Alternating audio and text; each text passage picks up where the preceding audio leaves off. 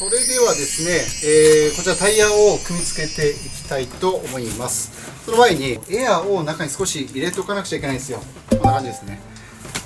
で、あとは、ホイールの向きを確認しますね。ブレーキがついていたのがこちら側なんで、進行方向はこうですね。こう回っていく。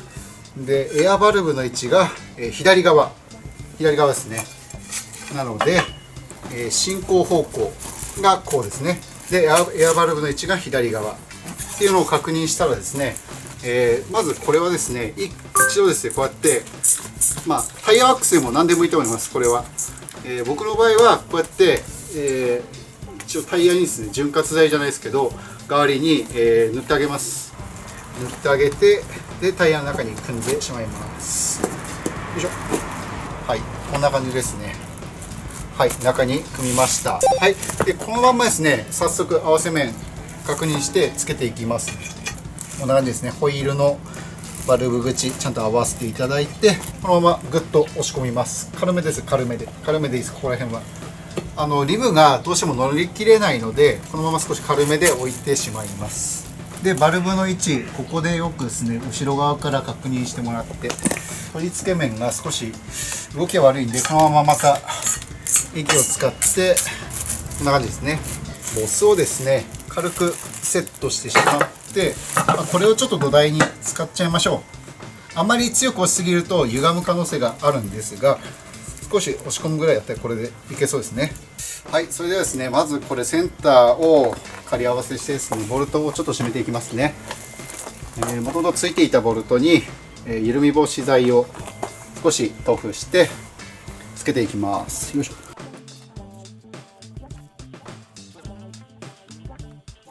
はい、ようやく入ってきました。少し硬かったんですけども、なんとか入れられましたね。いやー、苦労する。これでも少し太いのかもしれないですね、まだね。はい、はい、で大体のボルト、これでフロン、中心部はですね、おおよそ締められました。ただこれで完成ではないですよね。合わせ面用のこのナットを今度取り付けていきます。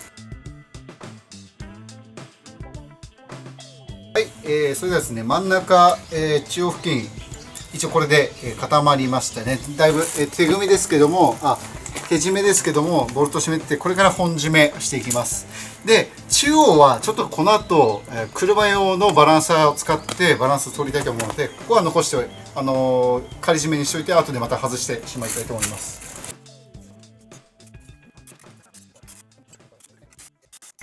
はい、エアを入れて確認します。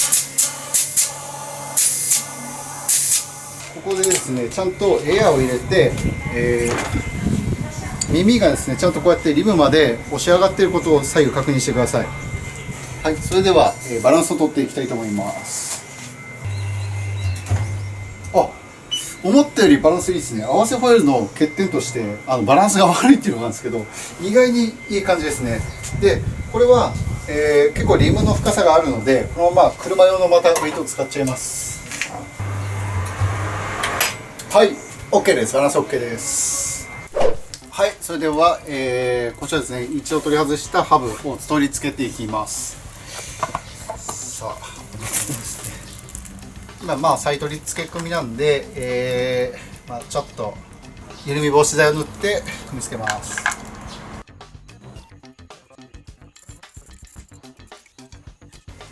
よいしょ、 OK です。はい、それでは、車体に組み付けていきます。左右のカラーですね、左右のカラーを取り付けますね。これ後からでも大丈夫なんですけども、今付けられる時につけて方向決めですね、位置決めしてやっていきます。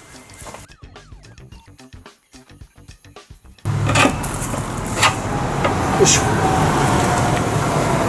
さあ、でセンターをつけます。はい、じゃあ今日キャリパーボルトつけていきますね。はい、これも緩み防止剤を取り付け塗ってから組み付けます。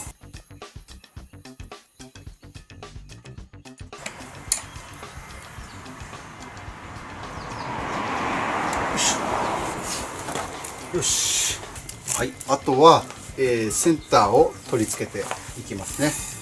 はい、最後にセンターを締めていきます。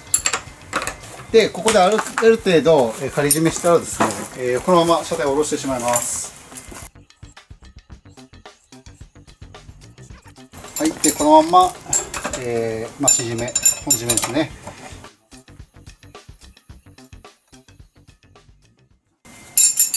はい、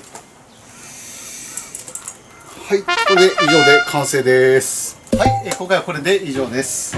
合わせホイールなんでね、特殊な工具とか必要はないんですが、バランス取るときにですね、若干、難しいところもあるかもしれない。でも市販されているバランサーキットとか使えば、ちゃんとバランスが取れることは多分間違いはないと思いますので、ぜひ試してみてください。でも基本的にチューブのタイヤって結構バランスがずれやすいので、そのまま乗っちゃう人も結構多いと思います。そこは人の好みであって、今回フロントだっていうこともあったし、車用のバランサー使えたっていうこともあったので、一緒にやってしまいました。所要時間ですね、ちょっと今回いろいろちょっと細々したところで、トラブルがあったんで若干長引いてしまったもののですね、スムーズにいけばやっぱり1時間ぐらいで終わるのかなと思っております。皆さんもぜひチャレンジしてみてください。グッドボタン、チャンネル登録、各 SNS のフォローもよろしくお願いいたします。それではまた次の動画でお会いしましょう。バイ。